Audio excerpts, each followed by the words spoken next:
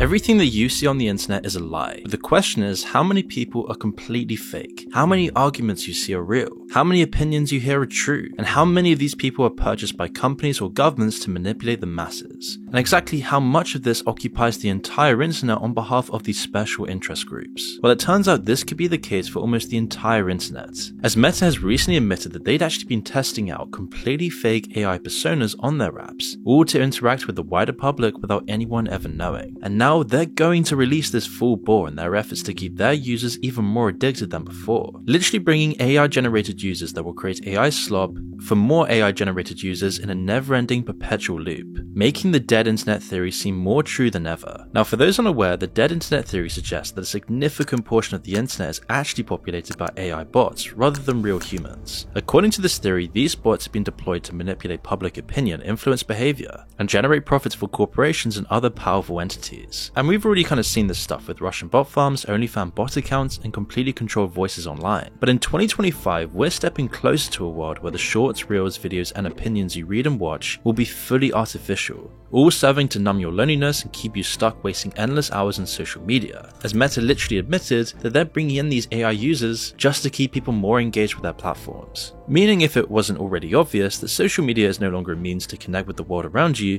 but instead to keep you slumped over staring at mind-numbing content to get any slight rush of dopamine from the AI influencers, all delivered to you by Meta. So what will the future look like, and how will we interact with this when we see ChatGPT-like avatars talking to you on a non-stop basis, all while they generate non-stop content for you? And what will the world look like when these AI bots could be used with ulterior motives? Well, to answer this, let's look at what these AI users will be like. AI-generated users are virtual identities created and managed by artificial software. Unlike bots or spam accounts, which are usually used for task automation or other types of scams or manipulation, these AI-driven entities are created to imitate human behavior realistically. AI-generated users are capable of talking to other users, posting content, and similarly making acquaintances in any digital universe. Meta plans to use such AI-driven users to enrich platform occurrences, increase user attention indicators, and personalize user experiences, as keeping people hooked onto the platform is the most important thing. And if people get bored of humans, they'll always have their perfect virtual AI assistant there waiting for them, just like how everybody uses ChatGPT today. And Meta intends to bring this effect by using AI-created users to generate more content and improve interaction. These AI people will not only talk to you, but they'll also constantly answer questions correctly, learning everything they can about you, using all the information from the reels you watch, to the posts you like, to the people you're searching. All of your personality will be learned and adapted to by these AI creations, which will then create an illusion of a constantly buzzing community and a great companion you always want to talk to.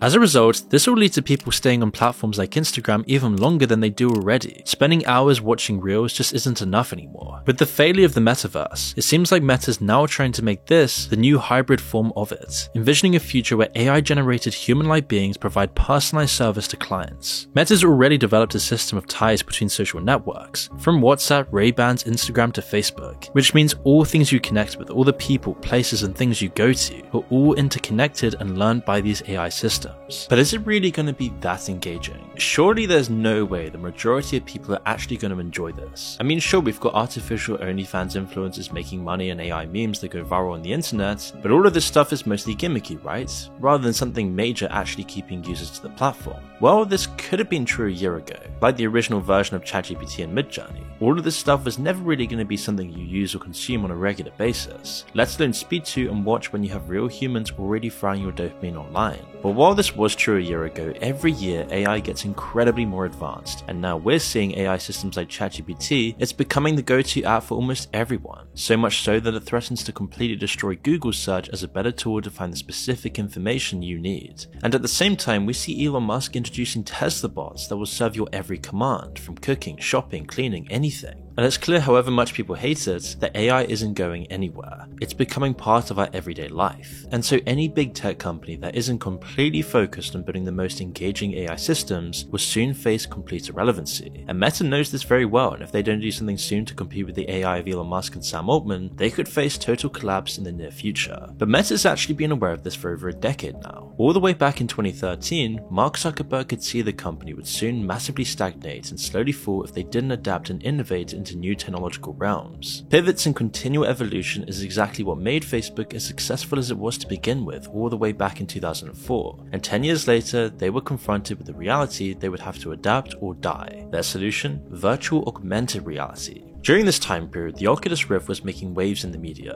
a clunky pair of goggles you could put on your head and enter into a completely virtual new reality. This was the future and Zuckerberg was sure of it, so much so that he bet the entire company on it. Facebook has acquired Oculus VR, makers of the Oculus Rift headset, for $2 billion. That includes $400 million in cash and over 23 million shares of Facebook stock. It's certainly not the most obvious choice, said CEO Mark Zuckerberg, quote, Oculus has the chance to create the most social platform ever. Not only buying the Oculus Rift, but even rebranding his entire company from Facebook to Meta, all to reflect their full-on focus of what they deem to be the coming metaverse. An entire universe where you could be whatever you want to be, live wherever you want to live, and talk to everyone and anyone within seconds face to face. Your favorite influencers were buying virtual land there, celebrities like the Snoopverse. There were Justin Bieber concerts, it was all happening in the metaverse. And with the Meta Quest, you'd be thrown into Zuckerberg's utopia. But it seemed no one else shared this vision, and the metaverse was quickly abandoned. But Meta wasn't just going to give up like that. They knew it wasn't that the concept was wrong, they were just too early for the technology to uphold their vision.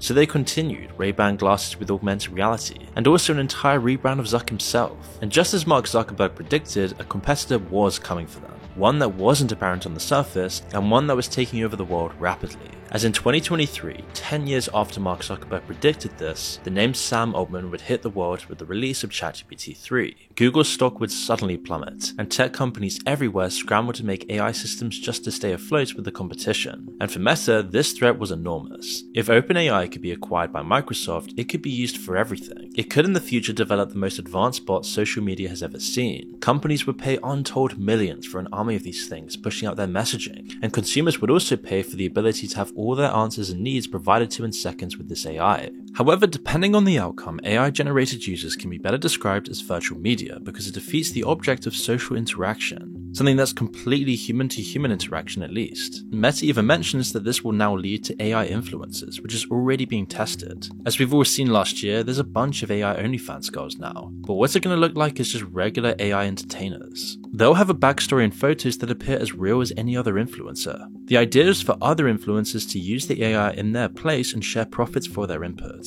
Users can already use a tool called AI Studio to create their own chatbots, and they can decide if they want to use their own profile or create an entirely new entity using text-to-video software, which is completely user-friendly. These chatbots have a variety of meta-recommended suggestions, from a therapist to a private tutor to a loyal best friend. However, anyone can create a chatbot of their choice, and it's not limited to meta suggestions. All that is needed is to describe the character they need for the AI Studio to create it. Each development has applicable background data to support its purpose. Connor Hayes, a Meta executive, told the Financial Times that they intended to add more AI users to their platforms, and apparently they already began this in September 2023, but ended up removing the majority of them by summer of 2024. There were 28 personas left, which were all shut down on January 3rd, 2025.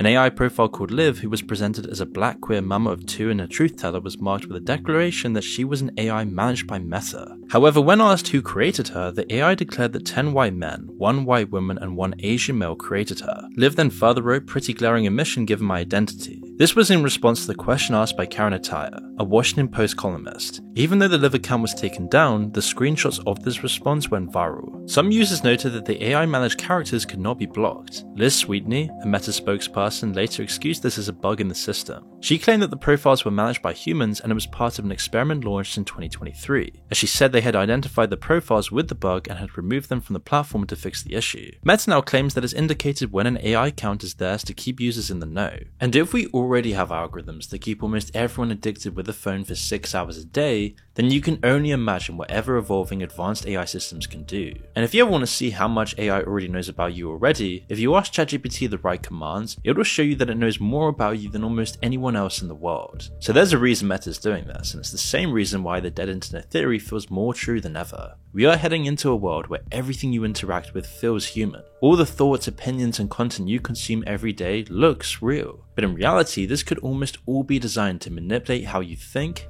behave, and act in certain ways without ever realizing. You can fucking guarantee that some of the people talking about it aren't real.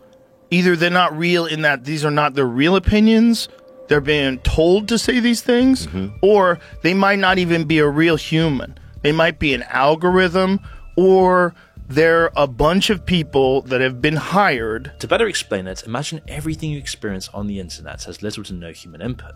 The videos you watch, the advertisements, the articles you read, and the interactions you have with users on platforms are almost all bots. And if Meta is now deliberately adding to this theory by introducing AI users to their platform, it only adds more credence to its central premise. And conspiracies aside, it's an established fact that there are huge coordinated organizations of click farms that push the clicks that drive debate online, creating certain narratives and beliefs.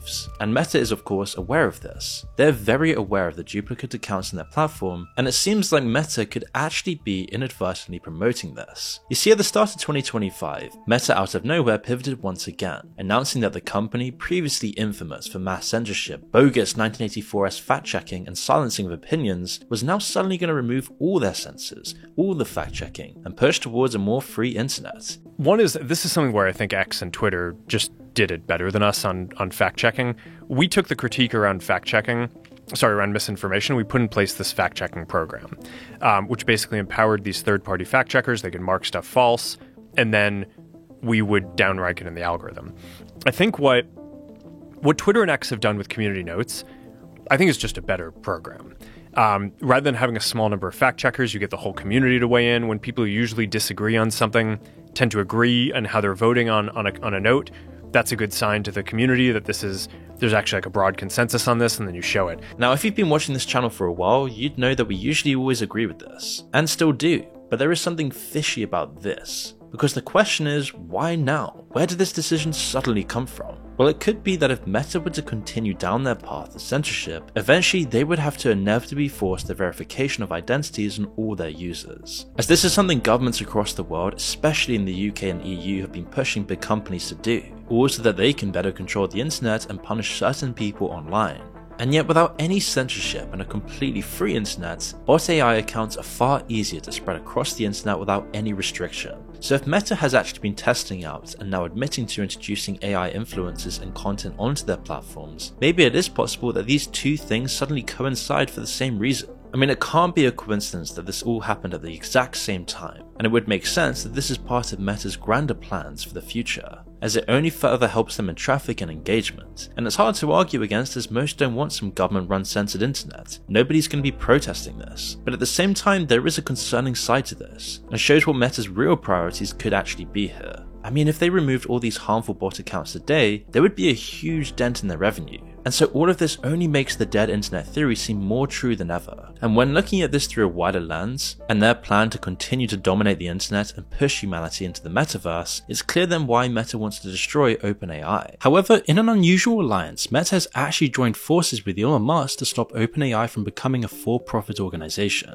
Now, Elon Musk and Mark Zuckerberg have butted heads on many topics, almost being polar opposites in many ways. So much so that at one stage, they were literally talking about having a physical fight to settle the feud. And even though this never happened, it's clear the two are almost enemies, as in 2017 the two had a very public feud regarding their contrasting views of AI. Elon Musk was extremely vocal about the danger of AI and its full potential, and Mark accused Elon of being overly dramatic about it. With AI especially, I'm really optimistic, and I think that people who are naysayers and kind of try to drum up these doomsday scenarios are I don't understand it. I think it's really negative, and in some ways I actually think it's pretty irresponsible. With Musk responding that Mark just had a limited understanding of AI, and although the two do not see eye to eye on most things, they can agree on this particular topic. It's not uncommon to put differences aside between enemies to conquer a common goal. Ironically, Musk, who once helped and was involved in the development of OpenAI with the intention to keep it safely managed, has now fired an injunction against OpenAI to stop it from becoming a for-profit company,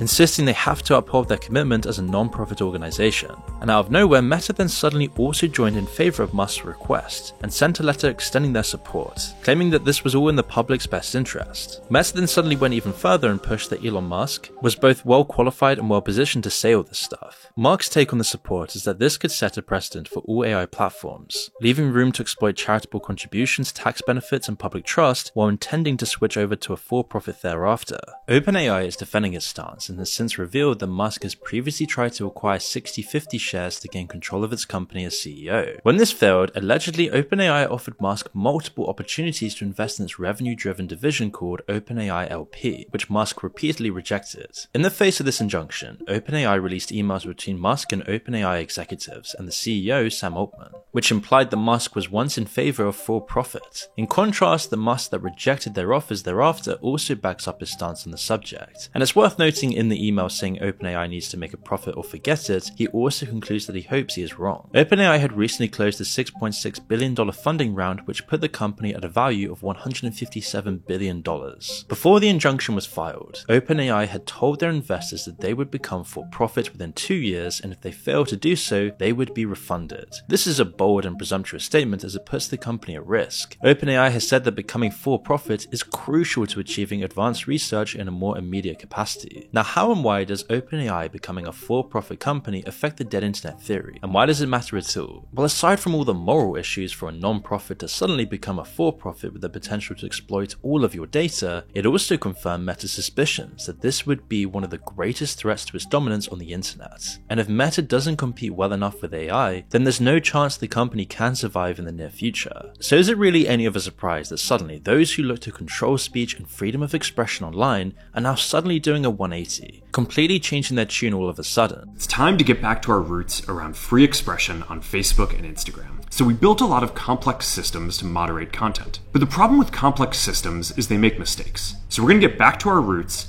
and focus on reducing mistakes, simplifying our policies, and restoring free expression on our platforms. But really, this shouldn't come as much of a shock once you realize the wider game really being played are in big tech. Just like how in the early days of the internet, people always wanted to be pro-free speech, and then suddenly when it became an unprofitable decision, the whole internet flipped and became a censoring nightmare. And now 2 decades later, and it seems like 2025 is the turning point in where the future of the internet and AI is going. An entire online world where you're addicted to never-ending fake influencers, which tailor all of their content and speeches to everything you love, all while your information and data is used to manipulate you even more, just to stare at your phone more than you do, and for companies and governments to psyop you into believing what they need you to believe.